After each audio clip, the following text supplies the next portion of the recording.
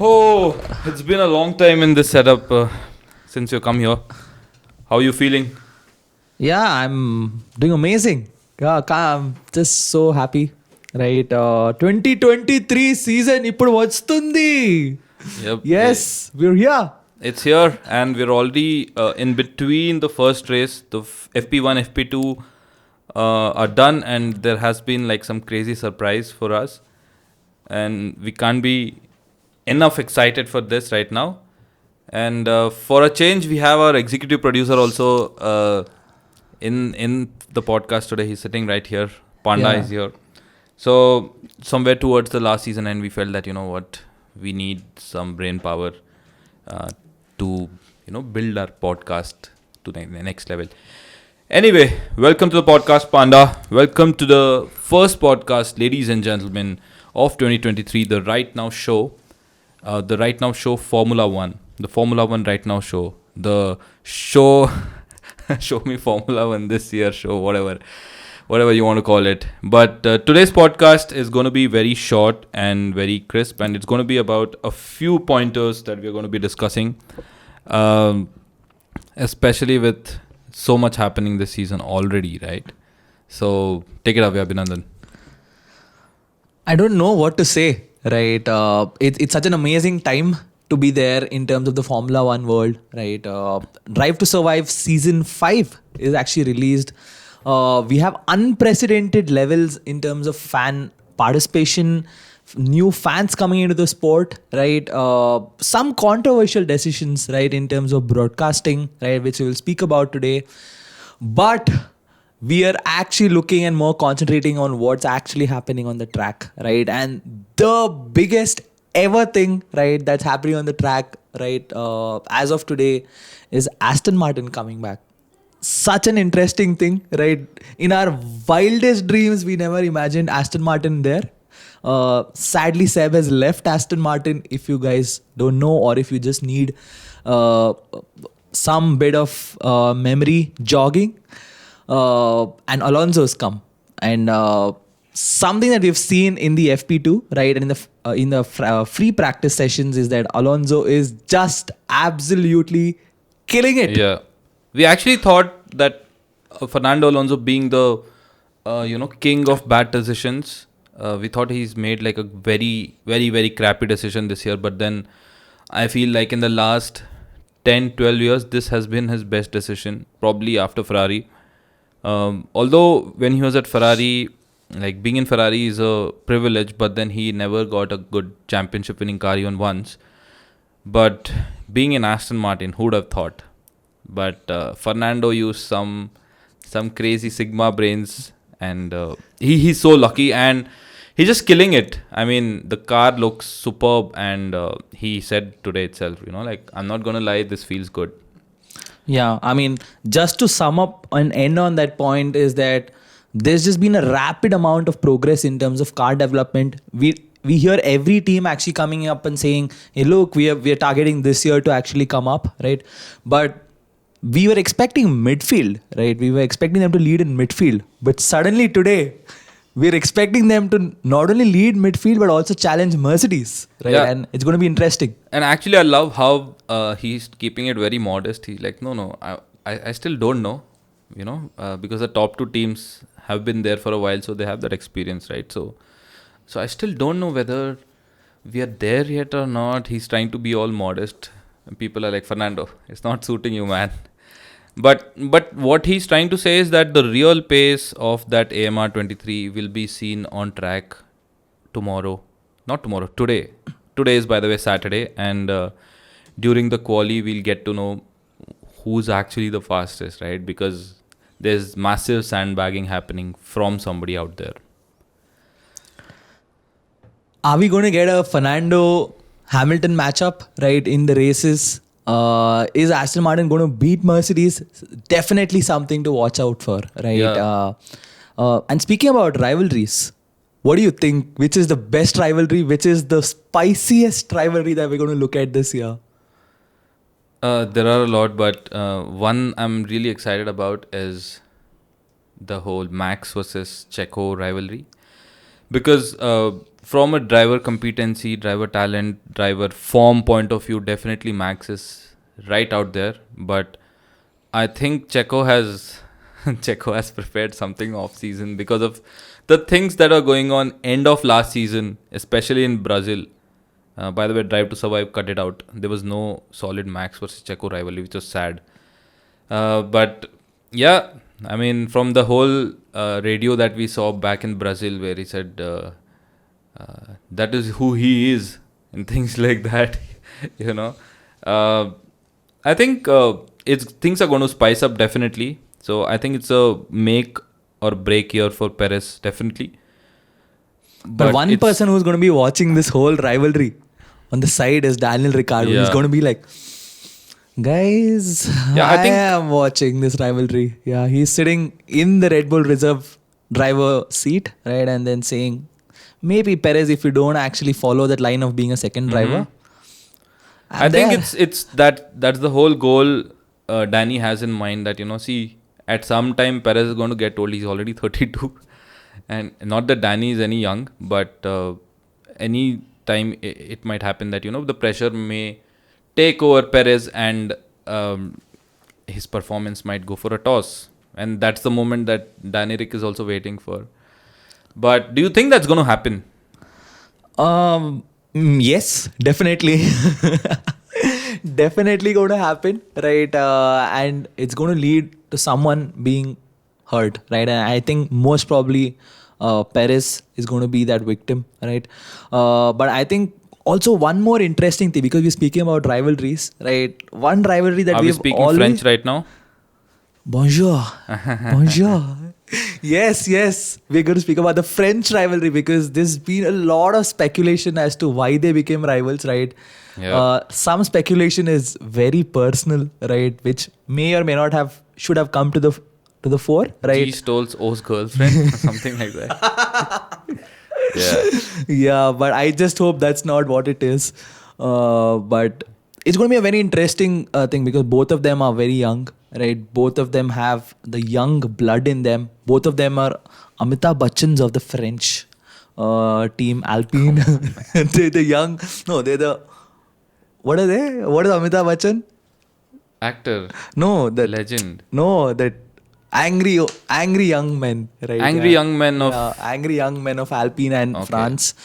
So it's going to be very interesting, because both of them, in terms of talent, in terms of Ocon has been there a longer time in Alpine, right? But in terms of talent, they both match up to each other. And finally, Gasly's got a team which actually provides him a stable scenario in terms of not really depending on some other team. They're a whole independent team by themselves. Very interesting to see his progress, his arc, while also seeing how much rivalry would play out between those teams. Yeah, I think there is this level of acceptance set in within Gasly that, hey, you know what, Red Bull is, it's never going to happen. It was never going to happen after 2019. So he just chose that, let's look at best of the rest. And he made his choices, he made his decisions, but the car doesn't look great so far. It's still in midfield, but it's getting beaten by Aston Martin. So it's going to be fifth or further only, right? So yeah, that was about the French rivalry. Anything else that excites you apart from that? I have a question. What about the English rivalry? Where do you think it's going to go? Oh my god, that's a spicy one. Definitely the way George was Mr. Consistent last year, but Lewis was taking all the experiments in his car, etc. So I think Lewis wanted a car that was meant to be for P1 and P2, but then George was taking whatever he has and pushing it to the limits. So both are like super talented drivers, but I feel like Hamilton has an edge over George this year. But do you think that based on the practice sessions, right, they've fallen behind a lot, right?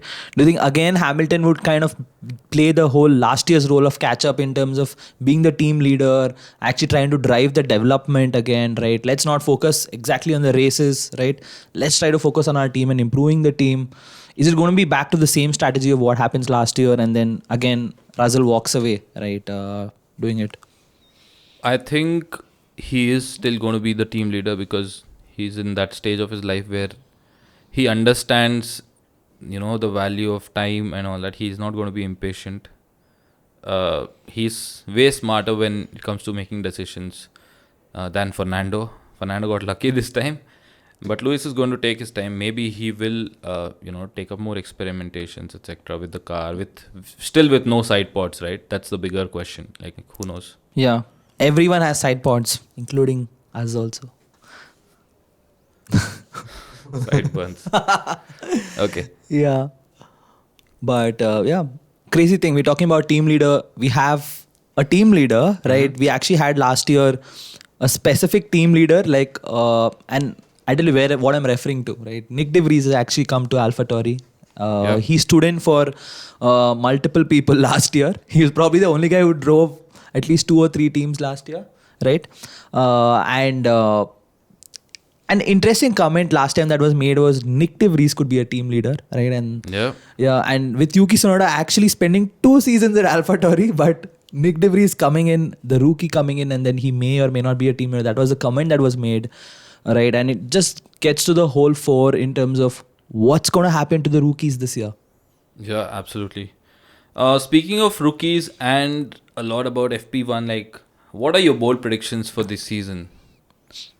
I think Oscar might be, the hype is there, right? But the car is not going to support him. But I think the rookie that's going to walk off is probably going to be Nick De Vries, right? Because Williams is, come on, are they 13th on the grid? Are they 13th team on the grid? Are they 14th team on the grid? There are only 10 teams on the grid. Yeah, but they're not even there. Got it. They're an F2 team right now. Yeah. What's your call on the rookies? Logan Sargent is going to finish P20, and Nick De Vries is going to be between 15 to 20 somewhere. And Joe is going to do slightly better than last year.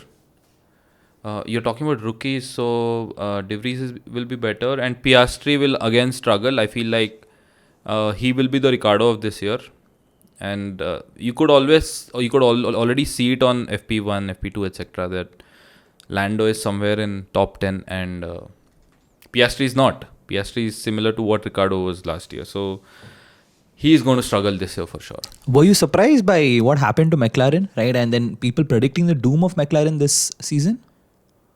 I don't know. The way they developed the car last year itself was totally wrong. So I think everybody has been building up from there, right? So apart from Aston Martin, there is no other crazy surprise.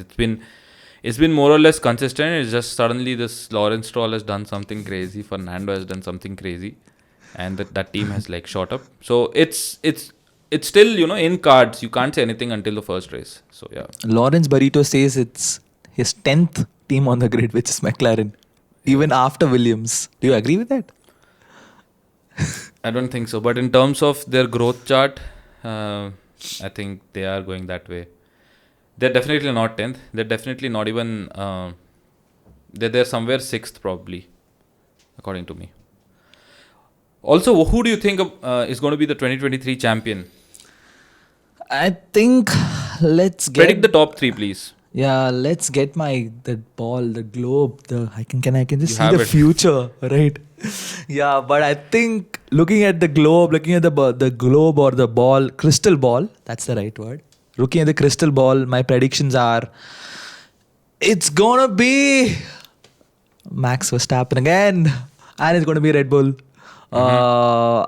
Let's say it's unfortunate, right? We're kind of going back to the Mercedes era. Probably this is the Red Bull era again that we're going back to. What do you think? Any special surprises that you have? Is that Ferrari in your heart actually beating faster? Yeah.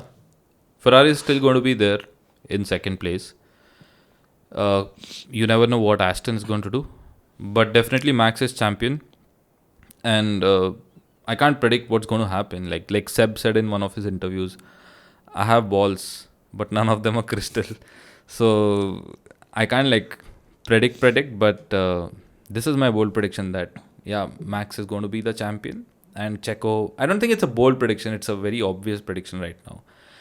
But my other prediction is that Fernando is going to win at least one race, and Charles will be third in the championship, P3. Yeah, that's about my bold prediction. Aston Martin or Mercedes? Who's going to be third? This has to be bold. Aston. And who's going to take the midfield battle? Who's going to be fourth? Who's going to lead the midfield? If you're saying that way, then there's only Mercedes left. So Mercedes. Okay, but if you take Mercedes to the end of the top, So right, I think it the rest looks of like this year on the top, at the helm, there are 4 teams. yeah. So it'll be a battle of those 4 people, and then Alpine and whatever, McLaren and Alpha, etc. But yeah, this season just got exciting because of the partition in the teams. Like there was always like top 2 or 3 in top, and then midfield, and then Williams and someone like Alpha. But the year just got interesting because the clusters became like smaller. Yeah, and I really hope, I think every year if something like this comes by, right, which is every year in Bahrain, if some team comes up and says, hey, look, we can challenge number 3, I think that's going to shake up the whole roost, right? People are going to suddenly wake up from their sleep and they're like, what the hell? Like, how the hell did this shit happen, right? But I'm sure we're going to be pretty much like that every year, right? We're going to be watching every race like that. And we're going to be watching in a very unique way all of these races. I'm like happy and sad at the same time that there's no Hotstar or like Star telecast, because Star had a few problems last year where I think one of the races, it didn't get telecast only in the beginning, and there was one race which was super exciting, and towards the end there was no telecast, and we were like, what? And did you face this, right? Which is when they were in the cool down room, there used to be the reverb, the echo in the cool down yeah. room, right? I don't know what mics they used to use, but we used to never get a good output at all. We would only get the good output in post, in YouTube, etc. So that was a terrible experience. But then for 1400 you're getting like Hotstar and I mean F1 and so many other things together, right? 1400 per year. 14 or 1500 per year. But this year it is almost 2600 per year. That too now I think it's going to be 3000, and just for one sport. But what do you think? What is your I think we can do some interesting bit, right? We were just talking about this just previously before the whole podcast started, that you can actually use some external plugins and you can make your own pit wall, right? Which is that you can see the race, you can see the map, you can see drivers, right? You can just put, and it's just going to be, we are going to feel like we're sitting in the pit wall, right? And I'm just so excited about that, right? Can we do that? It's going to be such an enriching experience. For the core fans, I think what happens is that the core fans actually build on, right? I think maybe that makes sense, which is that you get the core audience to kind of become more hardcore audience, right? Yeah. That's going to be the biggest positive takeaway from this whole thing. But I think there is a negative point here as well. See, right now F1's target is to onboard as many new audiences as possible. Okay, for example, with their Drive to Survive, there is no technical bit in it. It's all subjective. It's all about, challenging the opponent, enemy, and talks like that. Nobody's talking about, gaps in timing sheet, telemetry, nothing. So they're essentially trying to onboard new audience. But whereas with this, what they're trying to do is, hey, you know what? Take this and go deep into it. Most people might not want it also. Like there will be only like 5% of people, like probably like us who want to sit like that pit wall thing and all that. And honestly, for us also, I don't understand a lot of telemetry data. Like I understand the graphs here and there, but it takes me some time to like read and all, because we're not engineers, right? To be honest.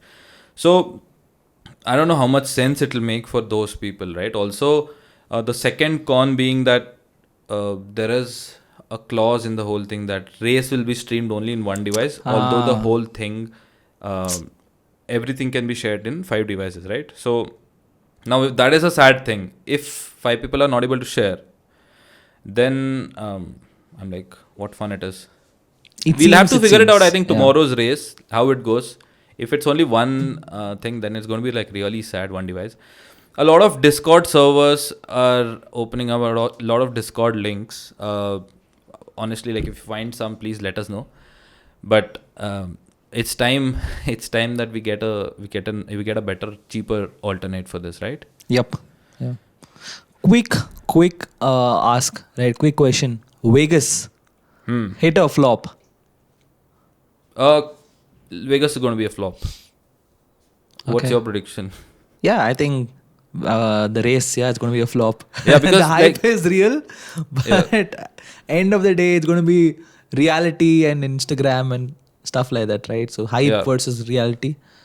See, they're doing their best to increase the number of DRS zones, and they made it like a very, very like long straights, etc., and very few corners and all that. But I don't know, man. I don't think it's gonna. It's just gonna be like Max Verstappen or Fernando Alonso like clapping the whole field. You never know. So yeah, according to me, it's gonna be a flop. I think so. Okay. Anyway, so that was our first podcast of the year, and we are so happy to be back. This year we'll be making a lot of content in terms of long term, short term, and whatever you want. You know, like a lot of podcasts and a lot of reels on Instagram, and a lot of short form content as well on YouTube. What's your Abhinandan? Yeah, just buckle up, pull up those seat belts of yours, just tight, hard, and let's just bloody race the. Both hard. Okay, cool. Alright, guys, thank you so much for watching and listening to us. See you next time. Have a good first race. Bye.